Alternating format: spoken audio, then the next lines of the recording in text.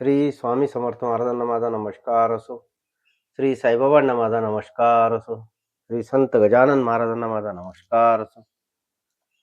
श्री साईबाबा भक्तांवर सारखेच प्रेम करीत असत. त्यांच्यापाशी भेदभावाला थाराच नव्हता. ते सर्वांना सुख व समाधान देत. ते इतके उदार होते की जाता जाता वाटसरूलाही 5-50 रुपये देत. गोरगरिबांना तसेच लहान मुलांनाही पैसे वाटत. बाबांचे औदार्य सर्वश्रुत असले तरी कोणाला किती द्यायचे हे त्यांना चांगलेच ठाऊक होते. ज्यांना बाबांनी दिलेल्या पैशाचा लाभ झाला ते खरोखरच धन्य होते. कोंडाजी व जमली हे दाम्पत्य शिर्डीत राहत असे. ती उभयता बाबांची भक्ती करीत. त्यांना अमनी नावाची 4 वर्षाची मुलगी होती. बाबा सकाळी न्याहारी करायचे तेव्हा ही मुलगी त्यांच्या मांडीवर बसायची. बाबा तिचे खूप लाड करायचे. तिला कुरवाळायचे आणि तिच्या डबीत रोज 1 रुपया टाकायचे. मग ती डबी वाजवत घराकडे पळायची. श्री बाबा लेंडी बागेत जातानाही तिला 1 रुपया द्यायचे. याप्रमाणे ते प्रतिदिन अमनीला 2 रुपये, जमलीला 6 रुपये, दादा केळकरांना 5 रुपये, तात्याबाला 10-15 रुपये, भाग्या व सुंदरीला प्रत्येकी 2 रुपये द्यायचे. फकीरांना व गोरगरिबांनाही पैसे द्यायचे. हे बाबांचे नित्य देणे होते. त्यात अजिबात खंड पडत नसे. एके दिवशी मद्रासवरून एक गृहस्थ आले होते. त्यांच्याबरोबर त्यांची पत्नी, मुलगी व मेहुणी होती. ते सर्वजण काशी यात्रेसाठी निघाले होते. मार्गामध्ये बाबांची कीर्ती ऐकून शिर्डीस आले होते. हे गृहस्थ रामदासी होते. ते सुंदर भजन करायचे. त्यांनी मशिदीत येऊन श्री बाबांचे दर्शन घेतले. त्यांच्यासमोर एक सुंदर भजन केले. बाबांनी प्रसन्न होऊन त्यांना काही रुपये दिले. तेव्हा हे फकीर भजन केल्यावर भरपूर पैसे देतात म्हणून ते गृहस्थ शिर्डीतच राहू लागले. ते जरी द्रव्य लोभाने भजन करीत असले तरी त्यांच्या पत्नीची बाबांवर खूप श्रद्धा होती. एकदा दुपारी आरती झाल्यावर श्री बाबा गादीवर बसले होते. त्यांनी तिला रामरूपात दर्शन दिले. तेव्हा ती देहभान विसरून टाळ्या वाजवीत नाचू लागली. सात्विक भाव दाटून येऊन तिच्या डोळ्यातून प्रेमाश्रू वाहू लागले. तिची अवस्था पाहून सर्वांनाच मोठे नवल वाटले. त्यांनी तिला कारण विचारले असता ती म्हणाली, आज मला मर्यादा पुरुषोत्तम प्रभू रामचंद्रांचे प्रत्यक्ष दर्शन झाले. आज श्री बाबांनी माझी राम दर्शनाची इच्छा पुरविली. मी धन्य झाले, कृतार्थ झाले. ते ऐकून सर्वांनाच आनंद झाला, पण तिच्या पतीला काहीच वाटले नाही. तो म्हणाला, बायका खूपच हळव्या असतात. भोळ्या भावनेने तिला भास झाला असावा, अन्यथा आम्हालाही रामाचे दर्शन झाले असते. पतीच्या बोलण्याकडे तिने जराही लक्ष दिले नाही, कारण तिने जे पाहिले ते सत्य होते. असो. त्या रात्री त्या गृहस्थाला एक स्वप्न पडले. त्यात आपण एका शहरात असून पोलिसांनी आपल्याला अटक करून एका पिंजऱ्यात कोंडले आहे.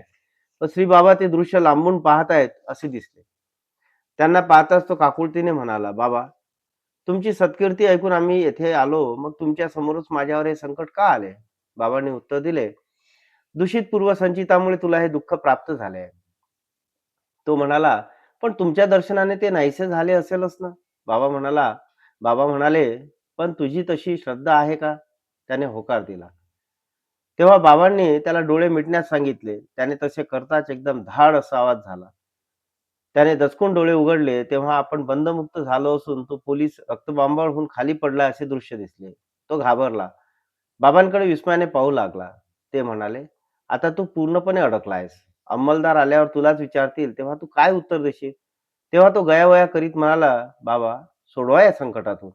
बाबांनी त्याला पुन्हा डोळे मिटण्यास सांगितले. त्यानंतर डोळे उघडल्यावर मात्र आपण पिंजऱ्यातून बाहेर आलो असून श्री बाबा आपल्या शेजारी उभे आहेत असे दृश्य दिसले. त्याने कृतज्ञतेने नमस्कार केला तेव्हा बाबा म्हणाले, तू आता केलेला नमस्कार आणि यापूर्वी केलेला नमस्कार यात काय फरक आहे? तो म्हणाला, बाबा, दोन्ही नमस्कारात जमीन आसमानचा फरक आहे. पूर्वी तुम्ही पैसे देता म्हणून मी नमस्कार करीत असे, पण आता केलेला नमस्कार तुम्हीच माझे पालक, तुम्हीच माझे रक्षक व तुम्हीच माझी हितकर्ते या भावनेने केलाय. याआधी मला तुमच्याबद्दल किंचितही प्रेम व आपुलकी नव्हती. तुम्ही यवन आम्हा हिंदूंना बाटविता याचा रागच यायचा. ते ऐकून बाबा म्हणाले, काय रे, तुझ्या मनात यवनांच्या देवांविषयी भक्ती नाही का? त्याने नाही असे उत्तर देताच बाबा म्हणाले, मग ताबुताच्या दिवशी तुझ्या पंजाची पूजा करतोस आणि तुमच्या कुळात लग्न कार्यात ज्या काडबिबीची एक दैवत पूजा करतात, ते काय आहे? ही सर्व मुसलमानी दैवते आहेत हे लक्षात ठेव. देवाची कृपा सर्वांवर सारखीच असते. अंतःकरणातील भावाला अनुसरून त्याची प्रचिती येते. यापुढे कोणत्याही धर्माच्या दैवतांबद्दल मनात द्वेष व कटुता धरू नकोस. आता तुला कोणत्या देवाचे दर्शन घेण्याची इच्छा आहे? बाबा म्हणाले, मागे वळून पहा. त्याने मागे वळून पाहिले तर काय आश्चर्य, त्याला समर्थ रामदासांचे प्रत्यक्ष दर्शन झाले. त्यांना पाहून तो धन्य धन्य झाला. त्याने त्यांना वंदन करताच ते अदृश्य झाले. मग त्या गृहस्थाने विचारले, बाबा, तुमचे वय काय? बाबा हसून म्हणाले, का बरं? मी तुला म्हातारा झालोय असे वाटते आहे का? तसे असेल तर माझ्याबरोबर धावून दाखव. मग बाबा एकदम धावू लागले. तसा तो गृहस्थही त्यांच्या मागे धावू लागला. धावता धावता खूप धूळ उडाली आणि बाबा दिसेनासे झाले. त्या क्षणी तो गृहस्थी झोपेतून जागा झाला. या स्वप्नदृष्टांताने त्या गृहस्थामध्ये अंतर्बाह्य बदल घडून आला. त्याच्या मनात श्रीबाबांविषयी असलेला सर्व संशय नाहीसा झाला.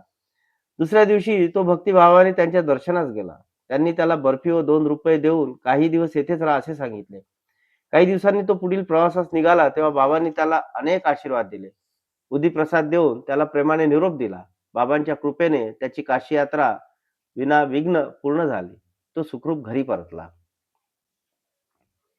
मुंबईत वांद्रे येथे रघुनाथ तेंडुलकर नाव म्हणून श्री बाबांचे भक्त राहत होते. त्यांची बाबांवर काही कवने केली होती. सावित्री ही त्यांची पत्नी. त्यांचा ज्येष्ठ पुत्र बाबू वैद्यकीय परीक्षेस बसला होता. तो खूप अभ्यास करीत असे. एकदा त्याने ज्योतिषाला मी परीक्षेत उत्तीर्ण होईल का असे विचारले असता तो म्हणाला, यावर्षी ग्रहमान चांगले नसल्याने तुम्ही किती अभ्यास केला तरी यश येणार नाही. पुढील वर्षी परीक्षेला बसा, हमखास यश मिळेल. ते ऐकून बाबूला वाईट वाटले. यावर्षी यश मिळणार नसेल तर अभ्यास तरी कशाला करायचा म्हणून तो स्वस्थ बसला. हे त्याचे वागणे सौ तेंडुलकरांना पटले नाही. मुलाच्या बाबतीत आपण बाबांनाच विचारावे असा विचार करून त्या शिर्डीला आल्या. त्यांनी बाबांना गाऱ्हाणे सांगितले, बाबा, माझ्या मुलाने वैद्यकीय परीक्षेचा खूप अभ्यास केलाय, पण एका ज्योतिषावर विश्वास ठेवून ग्रहमान चांगले नाही म्हणून त्याने यावेळी परीक्षेला बसायचे नाही असे ठरविले आहे. आम्ही काय करावे? बाबा म्हणाले, त्याला सांग, कोणत्याही कुडमुड्या ज्योतिषावर विश्वास ठेवू नकोस. पूर्वीप्रमाणेच अभ्यास कर. निश्चिंत मनाने परीक्षा दे. तू उत्तीर्ण होशील. बाबांच्या आशीर्वादाने सौ तेंडुलकरांच्या मनावरचे दडपण कमी झाले. बाबांची आज्ञा घेऊन त्यांनी मुंबई गाठली. आपल्या मुलाला त्यांचा निरोप सांगितला. ते ऐकून त्यालाही उत्साह आला. तो पुन्हा अभ्यासाला लागला. पुढे लेखी परीक्षेत बरोबर उत्तरे लिहून आत्मविश्वास ढासळल्याने बाबूचा धीर सुटला. तो तोंडी परीक्षा देण्यास तयार होईना. पहिल्या दिवशी परीक्षा सुरू झाली तरी हा गेलाच नाही. दुसऱ्या दिवशी तेंडुलकरांचे एक स्नेही मुद्दाम त्यांच्या घरी आले. ते बाबूला म्हणाले, कालच्या परीक्षेला तू गैरहजर राहिलास म्हणून परीक्षकांनी मला खास येथे पाठविले आहे. त्यांनी मला कारण विचारले असता मी त्यांना तो लेखी परीक्षेत नापास होण्याच्या भीतीने तोंडी परीक्षेला आला नसावा असे सांगितले. तेव्हा ते म्हणाले, अहो, तो तर चांगल्या गुणांनी उत्तीर्ण झालाय. ते ऐकताच बाबूची निराशा कुठल्या कुठे पळाली. श्री बाबांना वंदन करून तो तोंडी परीक्षेसाठी निघाला. त्याने मोठ्या आत्मविश्वासाने परीक्षकांच्या प्रश्नांना उत्तरे दिली.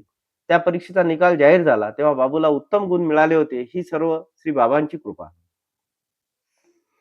रघुनाथराव तेंडुलकर हे मुंबईतील एका परदेशी पिढीवर नोकरी करीत होते. वाढत्या वयानुसार त्यांना कमी दिसू लागले. कामाची शक्तीही राहिली नाही.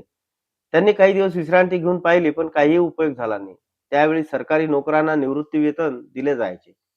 तसेच काही मोठ्या पिढ्याही आपल्या प्रामाणिक सेवकांना निवृत्ती वेतन द्यायच्या. एके दिवशी तेंडुलकरांच्या मनात विचार आला, आपण लवकरच सेवानिवृत्त होणार आहोत. मालक आपल्याला अर्धी पेन्शन तरी देईल काय? तसे झाले तर महिन्याला ₹500 मिळतील, त्यातच भागवावे लागेल. त्यांच्या सेवानिवृत्तीस 15 दिवस असताना श्री बाबा त्यांच्या पत्नीच्या स्वप्नात जाऊन म्हणाले, तुम्हाला ₹100 द्यावेत असे मला वाटते. तेवढ्या रुपयात तुमचा उदरनिर्वाह होईल ना? त्या म्हणाले, बाबा असे का विचारता? आम्हाला फक्त तुमचाच आधार आहे. तुम्हीच आम्हाला सांभाळणार आहात. बाबा हसले आणि अंतर्धान पावले. पत्नीने हे स्वप्न तेंडुलकरांना सांगितले तेव्हा त्यांनाही मोठे आश्चर्य वाटले. त्यानंतर तेंडुलकरांच्या सेवानिवृत्तीविषयी पेढीवरील वरिष्ठ अधिकाऱ्यांमध्ये चर्चा झाली. त्यात त्यांनी आजवरची प्रामाणिक सेवा पाहून त्यांना ₹110 निवृत्ती वेतन मंजूर करण्यात आले. हे वृत्त कळताच तेंडुलकरांना खूप आनंद झाला. त्यांनी श्री बाबांना कृतज्ञतेने नमस्कार केला. श्री बाबांचे एक भक्त डॉक्टर हाटे ग्वाल्हेरला राहत होते. एके दिवशी बाबा त्यांच्या स्वप्नात गेले व म्हणाले, काय डॉक्टर, मला विसरलास ना? त्यांनी स्वप्नातच बाबांचे पाय धरले व म्हणाले, बाबा मी तुम्हाला कसा विसरेन?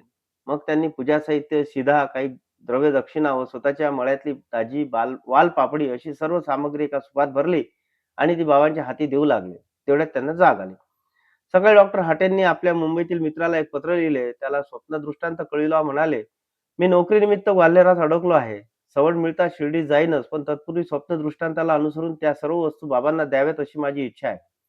माझ्या वतीने तुम्ही शिर्डीत जा. मी पाठविलेल्या पैशातून ती सर्व सामग्री खरेदी करून दक्षिणेसह बाबांना अर्पण करा. माझ्यासाठी श्री बाबांकडून प्रसाद मागा व तुम्हाला पाठवा. माझी मनी ऑर्डर आपणास लवकरच प्राप्त होईल. धन्यवाद. डॉक्टर हाटेंचे पत्र व पैसे मिळताच त्यांच्या मुंबईतील मित्रांनी त्वरेने शिर्डी गाठली. तेथे बाबांसाठी पूजा साहित्य व शिधा विकत घेतला. पण वालपापडीच्या शेंगा मिळाल्या नाहीत म्हणून त्यांना वाईट वाटले.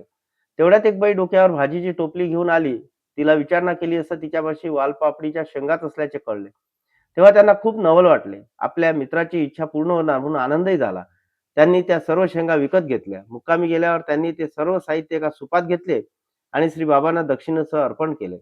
त्या दिवशी दुपारी श्री बाबा भोजनास बसले असता नैवेद्यातील कोणत्याही पदार्थाला हात न लावता त्यांनी फक्त वालपापडीच्या शेंगाच खाल्ल्या. या गोष्टीचे सर्वांना मोठे आश्चर्य वाटले. त्या मित्राने ही घटना डॉक्टर हाटेंना पत्राने कळविली, तेव्हा त्यांना अतिशय आनंद झाला. बाबांच्या आठवणीने त्यांचे डोळे भरून आले. एके दिवशी डॉक्टर हाटेंच्या मनात आपल्याजवळ बाबांनी हस्तस्पर्श केलेला एखादा रुपया असावा अशी इच्छा उत्पन्न झाली. योगायोगाने त्याच वेळी त्यांचे एक स्नेही शिर्डीला जाण्यास निघाले आहेत असे कळले. तेव्हा डॉक्टरांनी त्यांना बाबांना देण्यासाठी एक रुपया दिला. ते स्नेही शिर्डीस आले व बाबांच्या दर्शनासाठी मशिदीत गेले. त्यांनी प्रथम आपली दक्षिणा बाबांना दिली व नंतर हाटेंनी दिलेला रुपया त्यांच्या हाती ठेवला. श्री बाबांनी तो रुपया नीट निहाळला. मग तो उंच उडून वरचेवर झेलला. ही त्यांची लीला सर्वजण मोठ्या कौतुकाने पाहत होते. श्री बाबांनी तो रुपया उदीप्रसादासह त्या स्नेहाकडे परत दिला व म्हणाले, हा रुपया ज्याचा त्याला परत करा. त्याला म्हणावं, आता मला त्याच्याकडून काहीही नको. त्याने यापुढे अगदी स्वस्थ राहावे. श्री बाबांना वंदन करून त्या स्नेहाने त्यांचा निरोप घेतला. ग्वाल्हेरला परतल्यावर तो रुपया उदीप्रसादासह डॉक्टर हाटेंना दिला. त्यांना शिर्डीतील सर्व वृत्तांत सांगितला. ते ऐकून डॉक्टर हाटेंचे हृदय भरून आले. त्यांनी तो रुपया आपल्या मस्तकी लावला व जपून ठेवला. त्यांची इच्छा बाबांनी अशा प्रकारे पूर्ण केली. श्री बाबांची लीला मोठी विलक्षण असे. त्यांच्या कृतीचा नेमका अर्थ कोणालाही लावता येत नसे. ते कोणा भक्ताकडून एखादी वस्तू मुद्दाम मागून घेत, त्याला त्याग करावयास लावत, तर अन्य कोणी द्यावयास तयार असूनही त्याच्याकडून काही घेत नसत. याबद्दल त्यांना विचारण्याचे कोणालाही धाडस होत नसे. वामन नार्वेकर नावाच्या एका भक्ताने श्री बाबांना एक रुपया दिला. त्या नाण्याच्या एका बाजूला राम, लक्ष्मण व सीतेची, तर दुसऱ्या बाजूला मारुतीची प्रतिमा होती. बाबांनी तो रुपया हस्तस्पर्श करून आपल्याला परत द्यावा अशी त्याची इच्छा होती. त्याने माधवरावांना तसे सांगितलेही होते. पण माधवरावांनी मागणी करूनही श्रीबाबांनी तो रुपया परत दिला नाही. ते म्हणाले, हा रुपया त्याला कशाला हवा? तो आपल्याकडेच राहू दे. त्याने मला 25 रुपये दिले तरच हा रुपया त्याला देईल. वामन नार्वेकरांनी तो रुपया मिळवण्यासाठी खरोखरच 25 रुपये दिले. बाबांनी तेही रुपये ठेवले व म्हणाले, वामन, तू कितीही रुपये दिलेस तरी या रुपयाशी त्यांची तुलना होऊ शकत नाही. बाबांनी तो रुपया माधवरावांना दिला व म्हणाले, श्याम्या, हा रुपया संग्रही ठेव. याची रोज पूजा कर. श्री बाबांच्या आज्ञेनुसार माधवरावांनी तो रुपया नित्य पूजेत ठेवला. श्री साईबाबांना माझा नमस्कार असो.